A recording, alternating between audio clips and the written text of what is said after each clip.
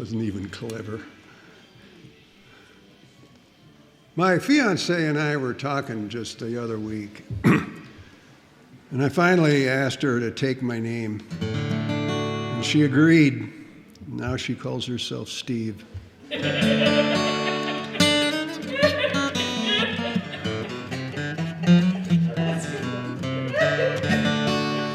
This is a song by Gail Gardner. It's 100 years old. Gardner was a cowboy, became a newspaper man in Denver, but no, it's not Gardner, it's, Gardner. He wasn't a newspaper man.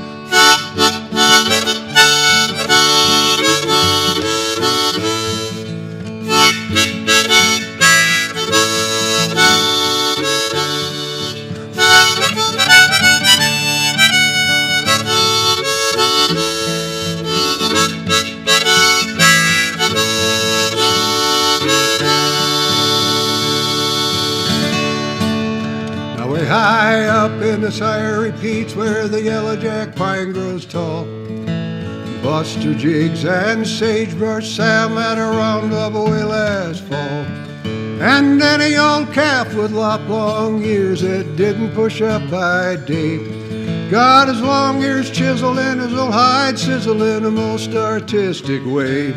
Said Buster Jiggs to Sagebrush Sam as he throwed his long leg down, I'm getting tired of cowography, I reckon I'll jog to town. And they started out at a right smart lope, for there were no sight of a ride. And there was a days when a good cow punch could ile up his insides. At the old Kentucky bar they stopped at the end of a whiskey row, and they wound up tight sometime that night, some 40 drinks below. And the house turned around, stood them up, started them the other way. Well, honest to goodness, tell you the truth, now the boys got juice that day.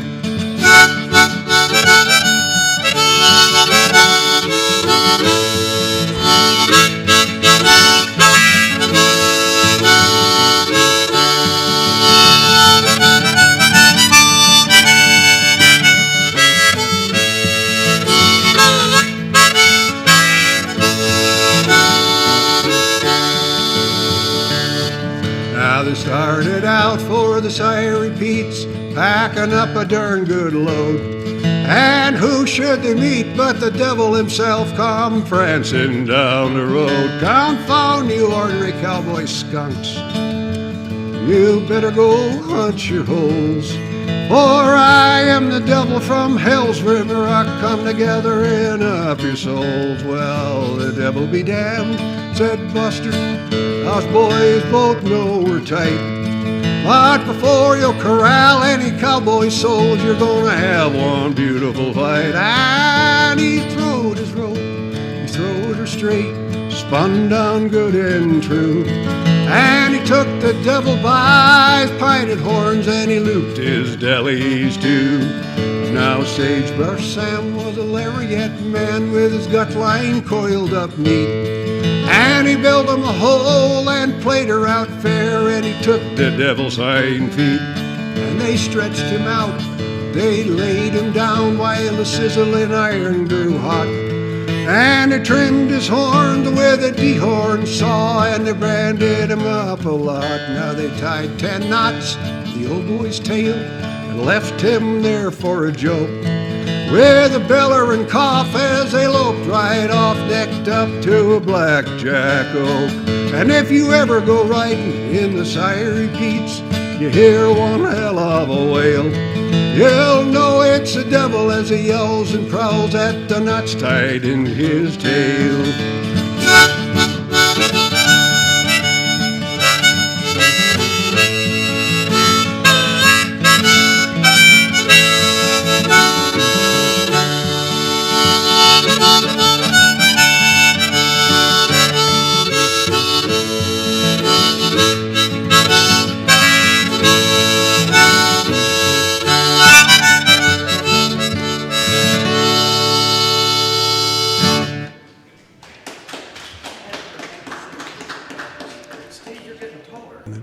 Now, this next tune is an open range thing, and it's from the 1880s.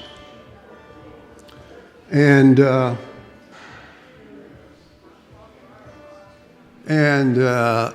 here's the backstory, the subtext, if you want to get actor-ish about it. Cowboys are sitting around a campfire. It's open range. And into the camp walks this guy. Now, they don't know where he's from, but they look at him, and he's got all the appearances, as far as they're concerned, of a city slicker. Now, there's three things that suggest to them that this guy's a city slicker. First thing is he's wearing Ty Brogan business shoes. Okay? I used to be able to point to someone in the crowd and say, you're wearing Ty Brogan business shoes, stick your foot up in the air. Nobody wears that stuff anymore. Thanks a lot. Anyway, Ty Brogan business shoes. The second thing is he's wearing a three-piece suit. And then the third thing is he's speaking in complete sentences, and he addresses the cowboys. He says, "Excuse me, sons of the soil, is it possible perchance to borrow of the equine species, the purpose of which is to perambulate down semi-macadam road yon to perhaps gain employment at the next rancho?" City slicker, greenhorn. So Shorty, who's the smart aleck of the group and also the horse herd, the Remuda wrangler, goes and gets his lariat out, and he goes to the horse herd and he ropes the zebra dun and pulls the zebra dun out of the herd. The dun has only one virtue. He will stand still and let you get on him, and then all hell breaks loose. He's like an old rodeo campaign horse. He'll stand still, let you get on, and then all hell breaks loose. They know that, he doesn't.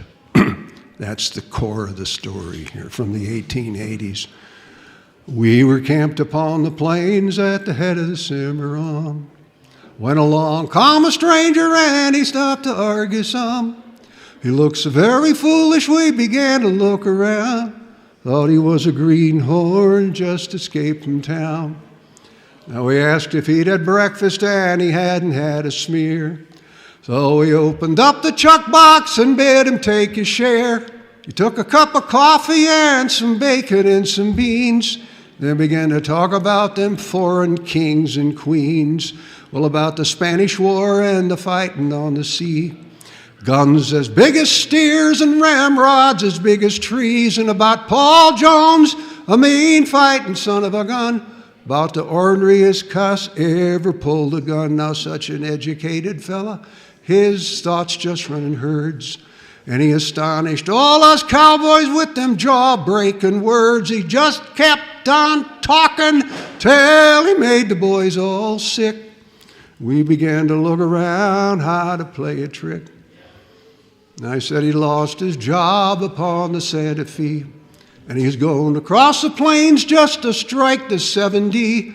He didn't say how come he had some trouble with the boss, that he liked to borrow nice fat saddle horse. This tickled all the boys to death. We laughed down in our sleeves. Oh, we'll give you a horse nice and fat as you please.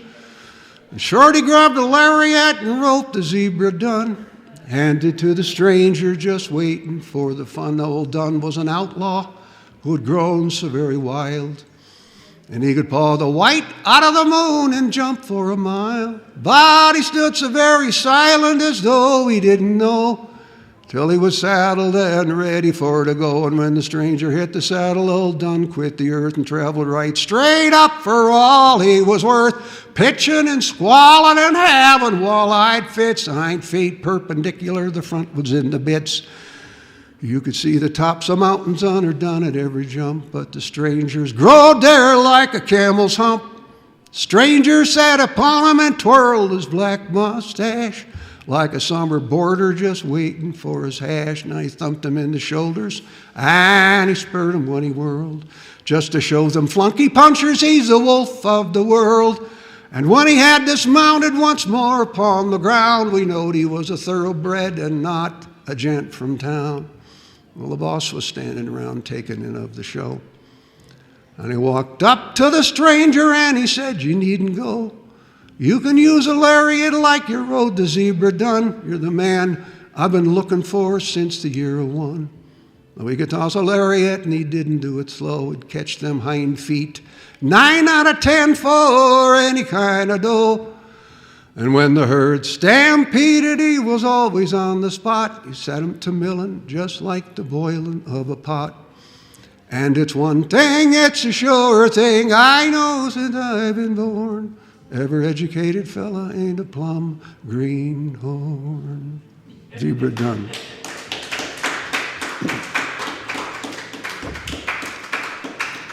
Here's a bit historical note. This is the 200th anniversary of the Santa Fe Trail. And I am, after I leave here, I'm going on they didn't plan it that way, but a 200th anniversary Santa Fe tour of a number of institutions in Kansas and Oklahoma. This is the song from the Santa Fe Trail.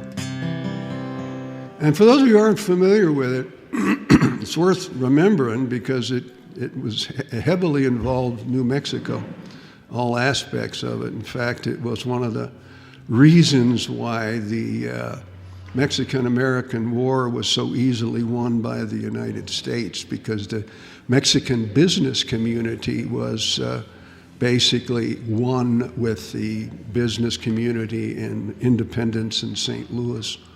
And that's one of the reasons why it was easy for Kearny to take the territory. Anyway, this song came out of that.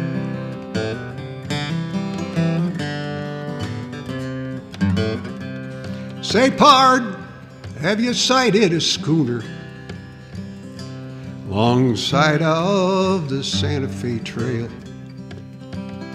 It may get here Monday or sooner, with a water keg tied to the tail.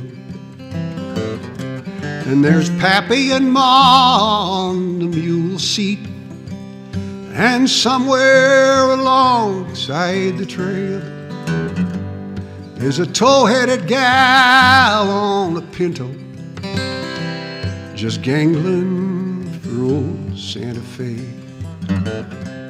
Yo, just gangling for old Santa Fe. I forgot to mention, this is a sing-along. The cowboy songs I know, it's about the only one, the real one, that's got a bit of a chorus. It's that yo-ho thing. You want to try it? Just do the yo-ho, because then you follow it with whatever was the line before. Okay, ready? Yo-ho! That's about as good as it's going to get, isn't it? Okay. Usually I have to tell people and warn them, as I say to them, look, I haven't got any place else to go today, so we can stretch this, you know. I saw her ride down the Arroyo, way out on the Santa Fe sand. Her smile was like an acre of sunflowers, with a little brown quirt in her hand.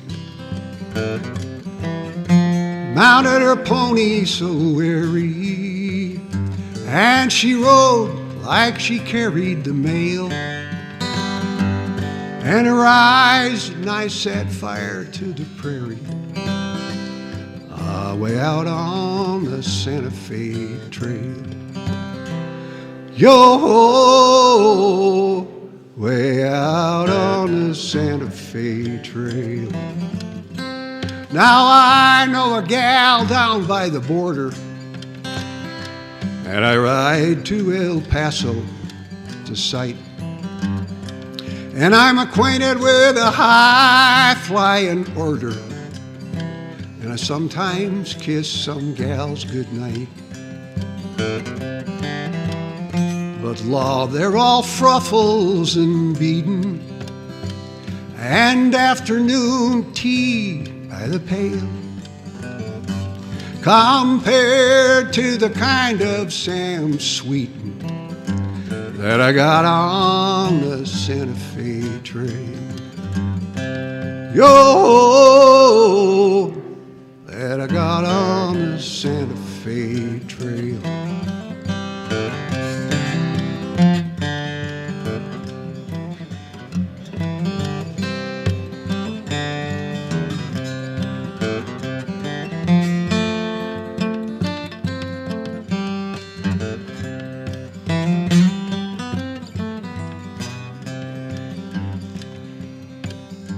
Now I know, let me see if I can get this right. I don't know her name on the prairie.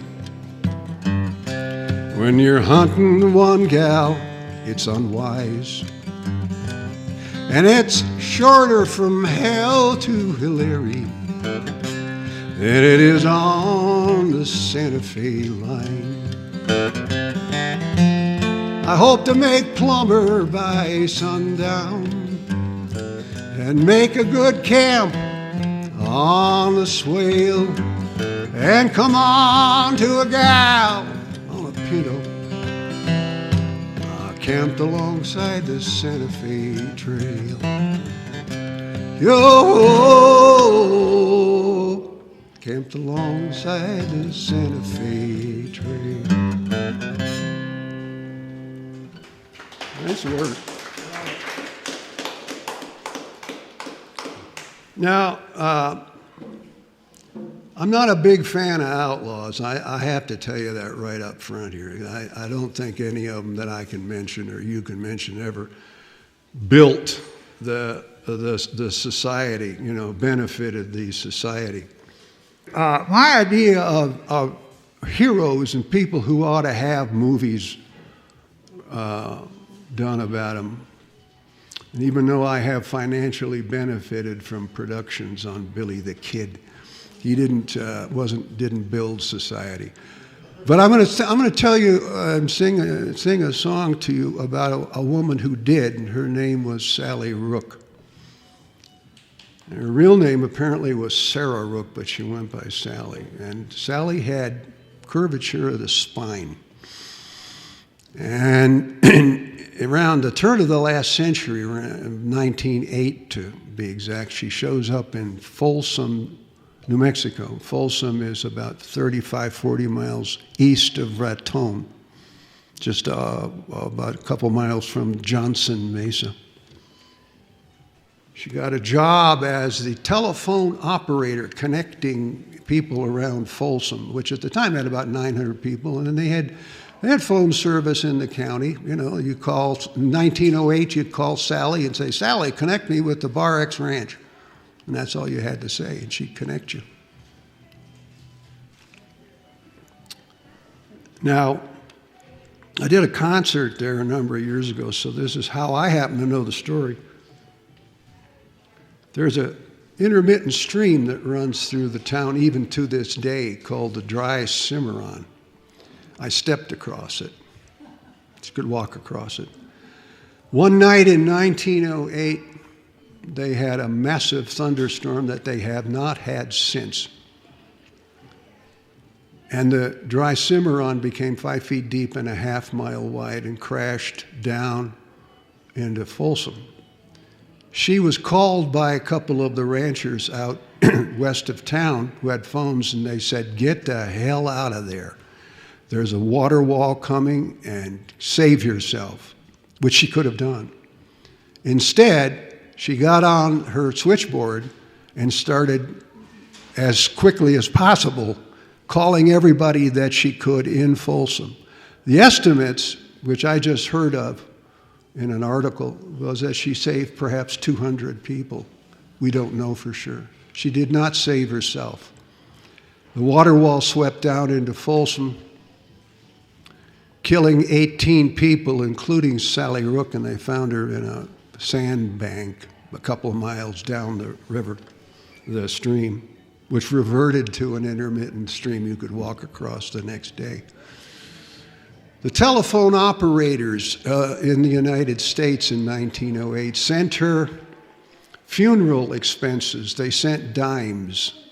3,854 dimes were collected to bury Sally Rook. And the town put a monument up. The state a few years ago put up a statue and a more sophisticated monument. So, I mean, she's a real hero.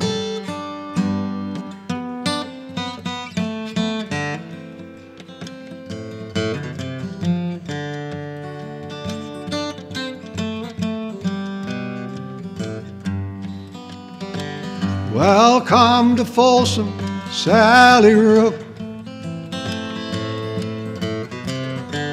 No one will care that you bend.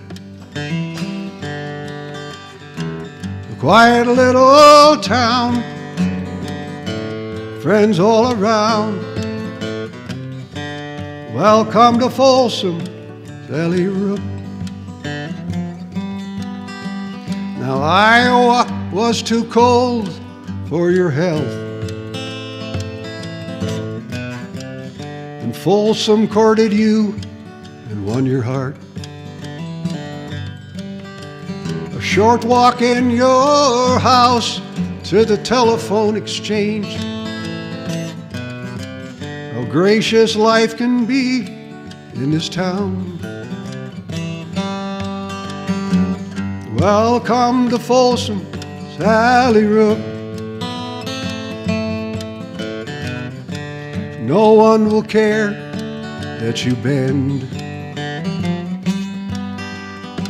A quiet little town, friends all around.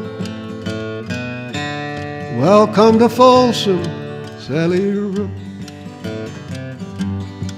Now the dry Cimarron is a tiny stream, weaving in and out of the town. How easy it all was, watching folks ride by, not knowing what the stream had in store. But the rains came down, just like God was there, filling the stream a half-mile wide, ripping and tearing and taking what it would,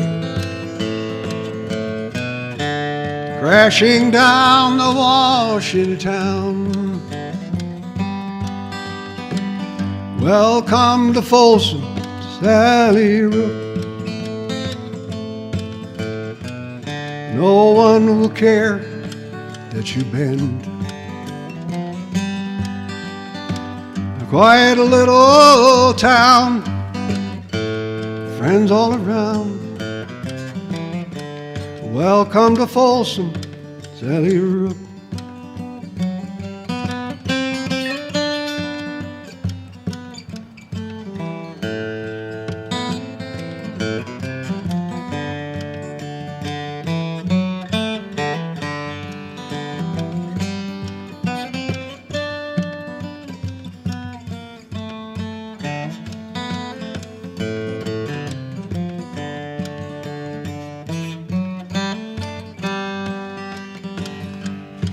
Now Sally, she was warned of the water wall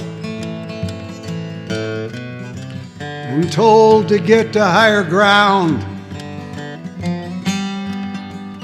But she stayed at her telephone calling in her shortening life until the water took her down. Welcome to Folsom, Sally Rook. No one will care that you've been. Quiet little town, friends all around. Welcome to Folsom, Sally Rook. Well, they found her miles down the valley. Her bent back told them of her fate, and the dimes that were sent paid her final rent. But no one ever came to take her home. Welcome to Folsom, Sally Rook. No one will care that you bend. A quiet little town, friends all around. Welcome to Folsom, Sally Rook. Welcome to Folsom, Sally Rook. Welcome to Folsom, Sally.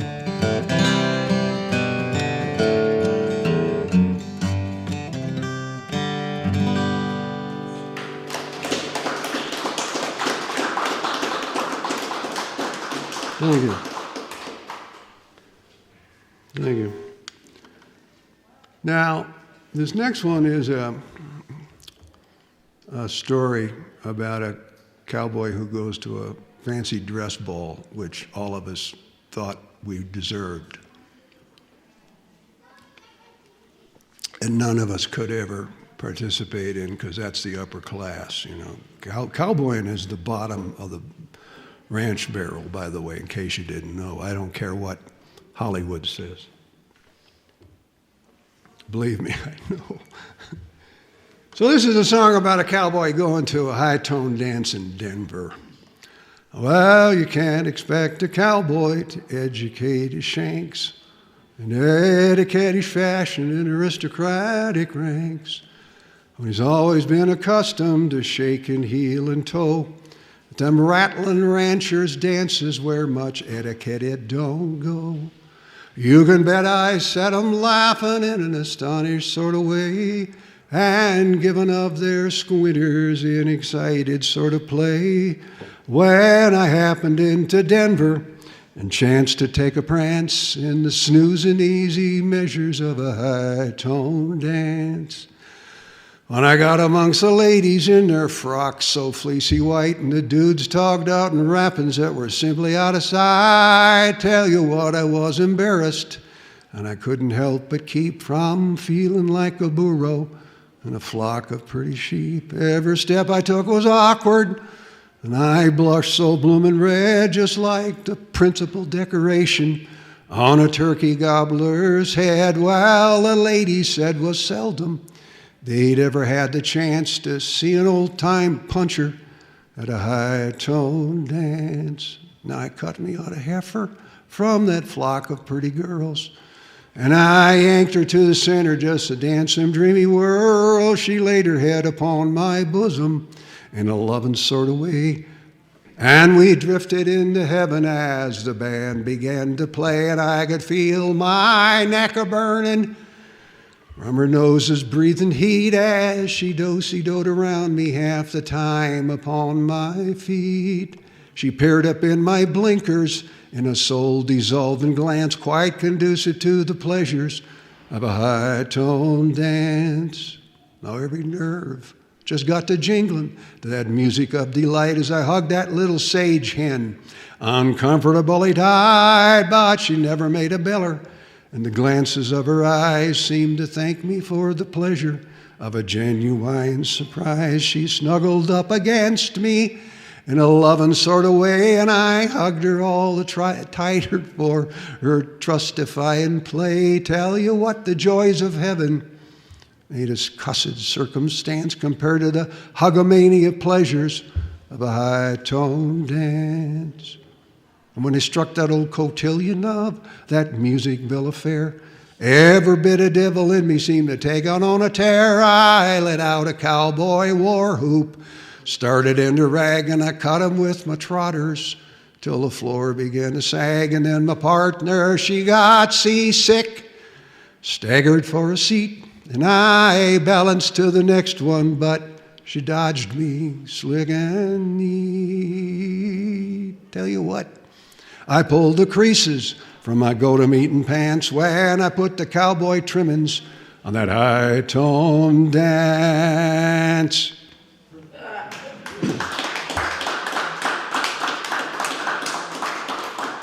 Thank you. Thank you. I write songs with a guy named John Sparrow who lives in the shadow of Mount Rainier. He actually plays on the Mount Rainier narrow gauge railroad, which I always thought was dangerous as hell, but I've never done it. And he does it. So he was reading in the Franklin Delano Roosevelt WPA papers, the Works Progress Administration. For those of you who aren't familiar with the WPA, it was a 30s program by the Roosevelt administration that used federal money to hire singers and dancers and musicians and actors and writers to go around, and painters, to go around the United States and do just that. Those of you from a small town, a county seat, small county seat, invariably in your lobby, there's a diorama that is up on the top that was done by a WPA artist. Well, a particular writer came to New Mexico around 1935 and interviewed an old vaquero whose name was Nicholas Lopez. And the question was pretty simple: what was life like when you were young? This is 1935. Lopez was probably 80. So what was life like when you were a vaquero in the 1870s, 80s, 90s, you know? He said, we had all the water we needed. Wasn't any water companies to sell our own water back to us. He said, my dad made me quit school in the 6th grade to tend his cattle out on the Rio Puerco. And for those of you who aren't familiar with the Rio Puerco, it used to be an actual stream west of Albuquerque. Now it's just an off-ramp. And Dad made me quit school, he said, but I fooled him. I took a book with me. So he was reading a book while he was tending cattle. I don't know what the book was. I tried to find out. I couldn't. He came back, and Dad looked at him. He'd been herding cattle all summer. He says, get a haircut. You look like a buffalo. Lopez also said that they grew sugar cane on the Rio Grande in those days. I didn't know that.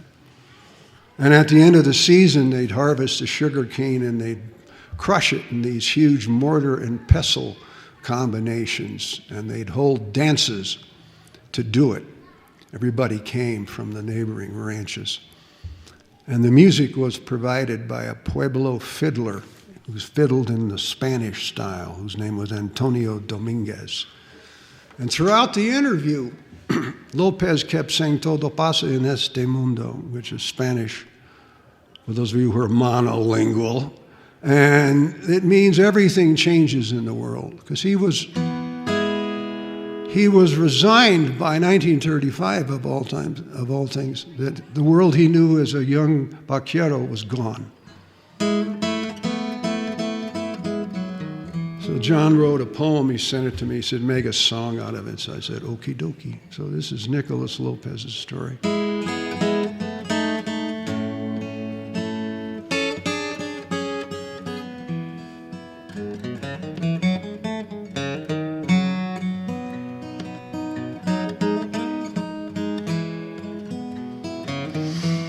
When I was a niño in Agua Fria, we had all the water we'd need, and the willows grew on the Rio. From Cienega clear up to Santa Fe, and I tended me padre's cattle from Los Tortillos to Arroyo Hondo. For a month I slept on my saddle, my hair like a wild buffalo. El Indio, Antonio Dominguez, played a sweet violin long ago. For the dancers from all of the ranches, Todo Paso and Este Mundo. And how I love to be home when the presses were turning and everyone, they brought in their cane. And the pestle fires were burning, and children, oh, they laughed on the beams. And those were the best, very best of the good times. Oh, memories my spirit will hold. And as the syrup boiled out, oh, we danced about. Wonderful stories were told. El Indio, Antonio Dominguez, played a sweet violin long ago. For the dancers from all of the ranches, Todo Paso and Este Mundo.